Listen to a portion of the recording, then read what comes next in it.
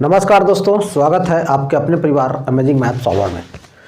तो कैसे हैं आप लोग? उम्मीद करता हूं अच्छे से होंगे और आपकी तैयारी जो है ग्रुप डी वाली बहुत ही ज़बरदस्त तरीके से चल रही होगी। तो रेलवे ग्रुप डी के एग्ज़ाम के लिए हम लोग बहुत ही मोस्ट एक्सपेक्टेड क्वेश्चन सेलेक्ट कर करके ला रहे हैं। तो इसमें हम लोग सेट नंबर 1 कर चुके हैं, ठीक है। तो आज की क्लास हम लोग करेंगे सेट नंबर 2। तो वीडियो में बना रहेगा शुरू से लेकर एंड तक, और वीडियो में कुछ भी सीखने को नया मिलता है तो चैनल को सपोर्ट जरूर कीजिएगा। जो भी क्वेश्चन कराया जाएगा बहुत ही एकदम रिलेवेंट क्वेश्चन कराया जाएगा और टू द पॉइंट। तो बिना देर के शुरू करते हैं आज की क्लास को। देखिए, पहला क्वेश्चन आपके सामने मेंसुरेशन का सवाल है भाई, ग्रुप डी का आया हुआ सवाल भी है। बोल रहा है कांच से बना एक ठोस सिलेंडर 1 मीटर ऊंचा है और इसके आधार का व्यास 1.5 मीटर चौड़ा है। यह पिघला हुआ है और एक ठोस गोले में बदल गया है। मतलब एक सिलेंडर है, उसको पिघला कर क्या बनाया गया है? गोला। तो जब भी पिघलाने वाला क्वेश्चन होता है तो उसमें हम लोग क्या करते हैं? दोनों का आयतन बराबर कर देते हैं, ठीक है। तो सिलेंडर का आयतन का फॉर्मूला क्या होता है भाई? सिलेंडर का जो आयतन होता है वो होता है फॉर्मूला आपका पाई आर स्क्वायर एच होता है, ठीक है। तो यहाँ से वैल्यू पुट कीजिए पाई आर स्क्वायर एच। अच्छा, और जो गोला का आयतन होता है वो क्या होता है? वो होता है मेरा 4/3 पाई आर क्यूब। यहाँ पे R1 मान लेते हैं, इसको R2 मान लेते हैं, क्योंकि अलग अलग आर होगा ना।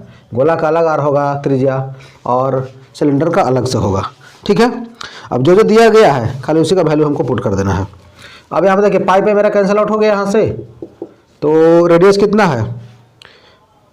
ये आपका 1.5 मीटर है रेडियस, ठीक है। तो अगर रेडियस होगा 1.5 मीटर तो उसका त्रिज्या कितना हो जाएगा? उसका आधा हो जाएगा। मतलब ये हो जाएगा मेरा 1.5/2 का स्क्वायर, और हाइट जो दिया गया है कितना? 1 मीटर का है, ठीक है। और ये जाएगा मेरा 4/3, और यहाँ पे निकालना है व्यास निकालना था। पहले यहाँ से त्रिज्या निकालते हैं गोला का। अब यहाँ से इसको काट छट करना है, इसको आंसर लाना है, ठीक है। तो यहाँ से अपन क्या कर सकते हैं इसमें?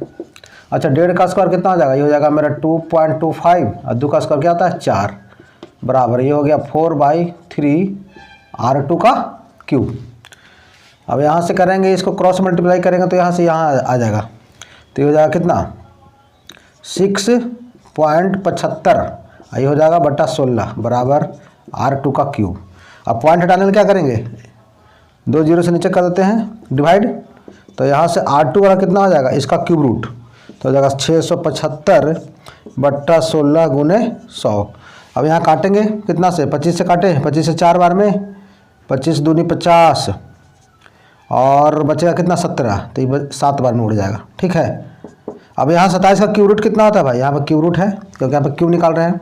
तो ये जाएगा मेरा 3, और 16 चौका 64 कितना होता है? 4।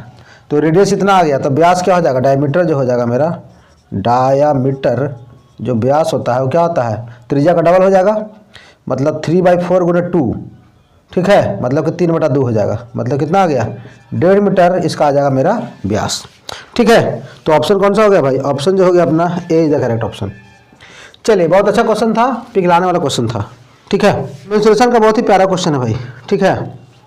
ग्रुप डी में आया हुआ क्वेश्चन भी है। देखिए, बोरा के एक शंक्वाकार तंबू का व्यास और तिरछी ऊंचाई क्रमशः 16 मीटर और 5.6 मीटर है। यदि चौड़ाई 4 मीटर रखी जानी हो तो तंबू के निर्माण के लिए कितने कपड़े की आवश्यकता होगी? बहुत ही लाजवाब क्वेश्चन है, ठीक है। एक शंकु है, शंकु पे बना लेते हैं। क्वेश्चन नंबर 2 पहले एक बनाते हैं। पहले शंकु। शंकु ऐसा होता है इस स्ट्रक्चर का।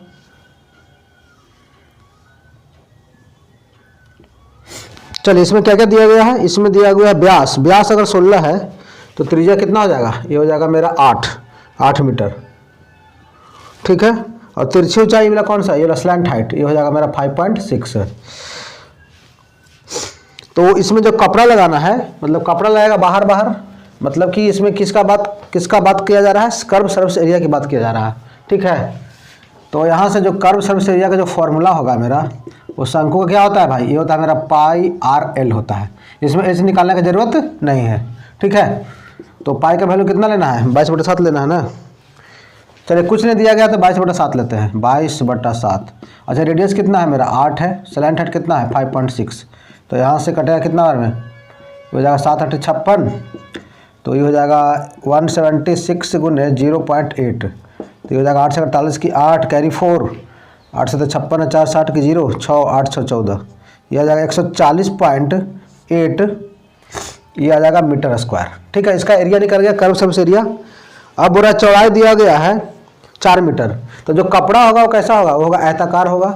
तो कपड़ा का जो क्षेत्रफल होता है वो क्या होता है, लंबाई गुनी चौड़ाई, जो आयत का क्षेत्रफल होता है हो जाएगा अपना, वो क्या हो जाएगा, एरिया जो है, एरिया में डिवाइड कर देंगे किससे, चौड़ाई से। चौड़ाई कितना गया है 4 मीटर, तो यहाँ से कितना हो जाएगा 4 4 12 2 4 5 20 और 4 दूनी 8, कितना आ जाएगा 35.2 मीटर इस आ जाएगा कपड़े की लंबाई।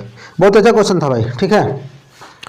चलिए, अगर वीडियो पसंद आ रहा है और सॉल्यूशन मस्त लग रहा है तो चैनल को सब्सक्राइब करना नहीं भूलना है, ठीक है, क्योंकि आपका सपोर्ट ही मुझे मोटिवेट करेगा और बेहतर से बेहतर कंटेंट लाने के लिए, वो भी फ्री ऑफ कॉस्ट में, ठीक है। देखिए नेक्स्ट क्वेश्चन है आपका, 343 घन सेंटीमीटर घनफल के 2 घनों को उसके किनारों पर जोड़ा जाता है। 2 घन को जोड़ा गया है, घनों को जोड़ने पर घनाभ का कुल तल का क्षेत्रफल क्या होगा। ये 2 घन को जोड़ दिया, ठीक है। जब 2 घन को जोड़ देंगे तो कैसा बन जाएगा, घनाभ बन जाएगा। क्या बन जाएगा भाई, घनाभ बन जाएगा, ठीक है। घनाभ कैसे बनेगा, देखिए कैसे बनेगा। जैसे ये मान ली सपोज कीजिए कि मेरा घन है, घन टाइप लग नहीं रहा है लेकिन घन इसको समझिए, जोड़ेंगे तो ये हो जाएगा घनाभ, मतलब इसका जो लंबाई है ना वो लंबाई खाली मेरा बढ़ जाएगा, ठीक है। और चौड़ाई और ऊंचाई क्या हो जाएगा, वही रह जाता है, क्योंकि घन में सभी भुजा होता है बराबर, तो खाली अगर जोड़ रहे हैं इधर से तो लंबाई ना बढ़ेगा, चौड़ाई ऊंचाई तो नहीं बढ़ेगा। तो इसका मतलब जो आयतन दिया गया है कितना है, 343 घन सेंटीमीटर वॉल्यूम। तो अगर वॉल्यूम दिया घन का 343 है तो यहाँ से भुजा कितना हो जाएगा जी, घन का आयतन क्या होता है भुजा क्यूब, तो यहाँ से हो जाएगा मेरा 7 मीटर है कि सेंटीमीटर है, सेंटीमीटर है। तो भुजा आ गया, तो इसका भुजा इतना निकल गया 7, इसका भी 7, तो इसका जो लेंथ टोटल कितना हो जाएगा, ये हो जाएगा मेरा 14 सेंटीमीटर, ठीक है। बस क्वेश्चन में इतना ही है। और चौड़ाई कितना, चौड़ाई तो वही रह जाएगा, और ऊंचाई भी कितना रह जाएगा, ये भी रह जाएगा मेरा 7 सेंटीमीटर। अब जो टोटल सरफेस एरिया होता है घनाभ का, वो क्या होता है फॉर्मूला, ये होता है मेरा 2 इंटू ये होता है LB प्लस BH और प्लस LH होता है, ठीक है। तो ये हो जाएगा मेरा 14 गुने 7, डायरेक्ट लिखे इसको 98, ये हो जाएगा 49 और ये हो जाएगा 98, और यहाँ से बना देंगे इसको 2 इंटू 9 8 17 17 और 8 कितना होता है 25 की 5 कैरी 2, 9 4 13 13 9 22 22 से 2 24, तो ये हो जाएगा मेरा स्क्वायर, मेरा क्या हो जाएगा, इसका टोटल सरफेस एरिया हो जाएगा। बहुत ही बेहतरीन क्वेश्चन था भाई, 2 घन को जोड़ने वाला क्वेश्चन, उसमें केवल क्या होता है लंबाई बढ़ जाता है, बाकी चौड़ाई और ऊंचाई क्या होता है वही कांस्टेंट रह जाता है। चलिए डन है भाई, सबको बताइए, यहाँ तो कोई दिक्कत किसी भाई को, खाली सेशन बने रही, एक से एक क्वेश्चन है, ठीक है। जो भी आपको एग्जाम में मोस्ट प्रोबेबल क्वेश्चन है, आने की संभावना है पूरी से पूरी। दिए गए वृत्त में एक जीवा AB बार को स्पर्श रेखा DE के साथ बिंदु D पर मिलाने के लिए बढ़ाया गया है। यदि AB बराबर 6 सेंटीमीटर और BD बराबर 2 सेंटीमीटर है तो DE की लंबाई ज्ञात कीजिए। देखिए एक वृत्त दिया गया है, एक वृत्त है, इसमें एक जो स्पर्श रेखा है, ठीक है, एक यहाँ से स्पर्श रेखा दिया गया है,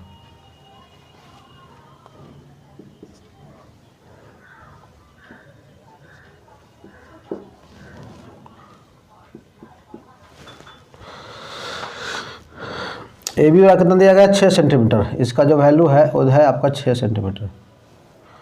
BD वाला दिया हुआ 2 सेंटीमीटर, तो DE की लंबाई है।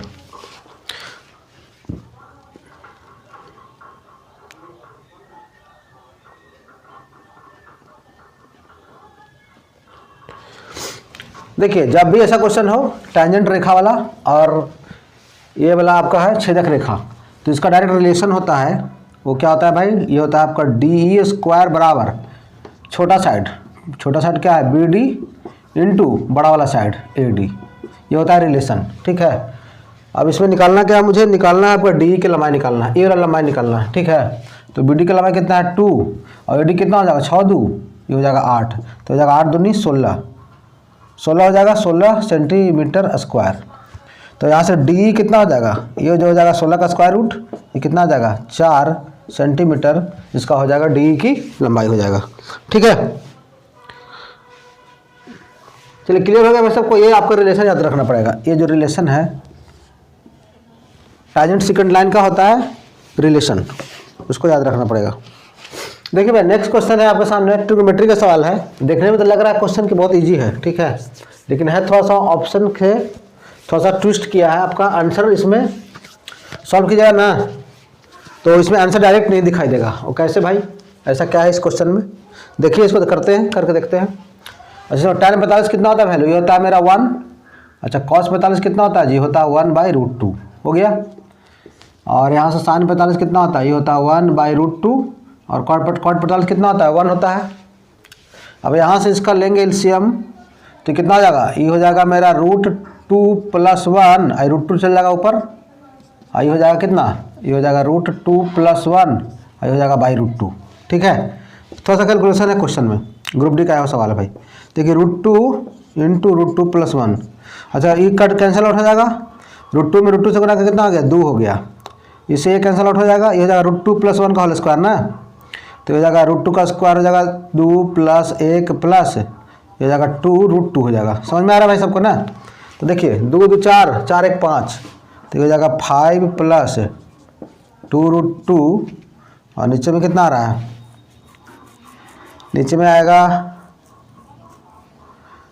आएगा आपका कुछ ही √2 इंटू, तो ये हो जाएगा 2 + √2, इसको गुना कर लेंगे तो कितना हो जाएगा, ये हो जाएगा 2 + √2 हो जाएगा। ठीक है, लेकिन ऑप्शन में देखते हैं कि ऑप्शन में क्या दे रखा है। ऑप्शन में दिया है आपको, कोई ऑप्शन इसमें अभी तक यहाँ तक नहीं दिया है। ठीक है, इसलिए बोल रहे थे क्वेश्चन में थोड़ा सा ट्विस्ट है, तो इसको क्या करना पड़ेगा भाई, रैशनलाइज करना पड़ेगा। ठीक है, तो रैशनलाइज करेंगे तो नीचे से हमको रूट हटाना है, तो क्या करेंगे 2 - √2 से कर देंगे गुना भाग, तो ये हट जाएगा नीचे से, तो ये हो जाएगा गुना करेंगे, ये हो जाएगा 5 दूनी 10 और इसका करेंगे डायरेक्ट कर रहे हैं 5 दूनी 10 और यहाँ पे कितना हो जाएगा, इसको इसे करेंगे तो 10 और यहाँ हो जाएगा √2 में √2 से करेंगे 2 दूनी 4, तो 10 - 4 कितना होता है 6 हो गया। ठीक है, -5 √2 और +4√2 कितना हो जाएगा, -√2 हो जाएगा। और नीचे में क्या है, a + b × a - b, a² - b² होता है, तो 2 का स्क्वायर 4, √2 का स्क्वायर कितना 2 होता है, तो हो जाएगा 6 - √2/2, तो 2 से पूरा डिवाइड कर देंगे इसको, तो हो जाएगा मेरा कितना 3 - √2/2 हो जाएगा। मतलब कहने का मतलब 3 - 1/√2 हो जाएगा। समझ में आ गया,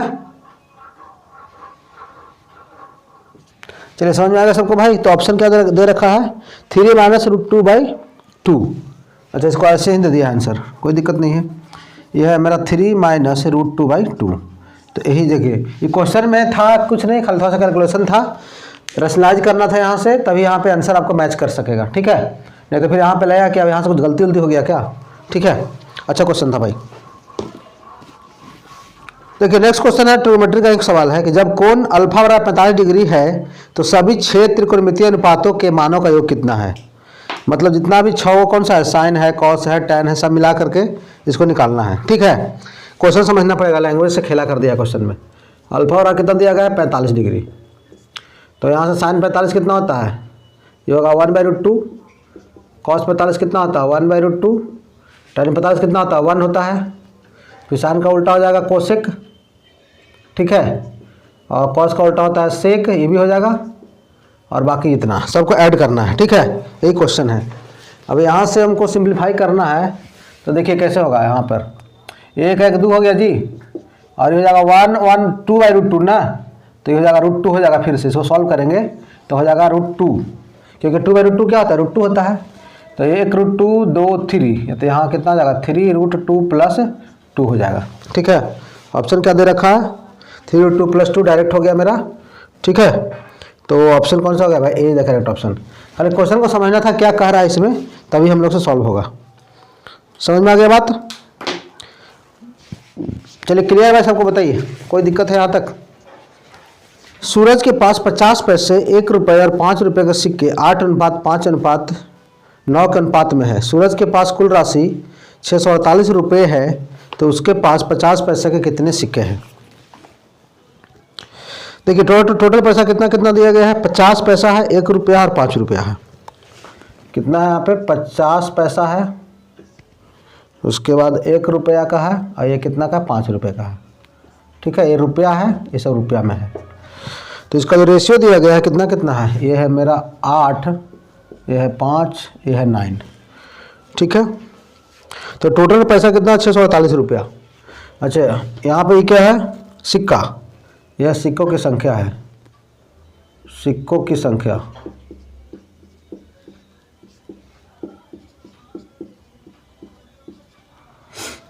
अच्छा 8 वो सिक्का रहेगा 50 पैसा का, तो कितना रुपया होगा? 4 रुपया होगा। 4 प्लस 5 रुपया का, मैंने 1 रुपया का 5 सिक्का था, टोटल वैल्यू कितना हो जाएगा? 5 रुपया हो जाएगा। अब 5 रुपया का 9 सिक्का था, कितना हो जाएगा? 9 पचे 45। तो इसका जो टोटल वैल्यू क्वेश्चन में कितना दे रखा है? इसका जो दे रखा है टोटल वैल्यू ये है 648, तो 648 रुपया है। ठीक है, 5 और 9 45 9 54, तो 54 का वैल्यू कितना है? 648। तो यहाँ से 1 का वैल्यू क्या हो जाएगा? ये हो जाएगा 648 बटा 54।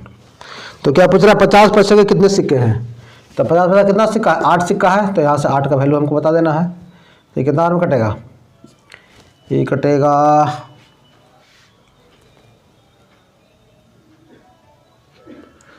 9 से काटते हैं, 9 छक 54, 9 7 63, 1 9 2 18, और 6 से 12 छक 72, तो कितना हो जाएगा? 96। तो 50 पैसा का कितना सिक्का होगा? 96 सिक्का इसका हो जाएगा। Option A is the correct option. चलो सिक्का वाला सवाल भी एक सवाल फिक्स रहता है भाई, ठीक है, इसको भी अच्छे से कर लीजिएगा। सिक्का वाला सवाल बहुत इंपॉर्टेंट सवाल होता है। तो आज के लिए इतना ही रखते हैं, मिलते हैं नेक्स्ट वीडियो में। और भी जो सेट बच गया उसको फटाफट उसको निपटाते हैं। जब तक के लिए जय हिंद, वंदे मातरम।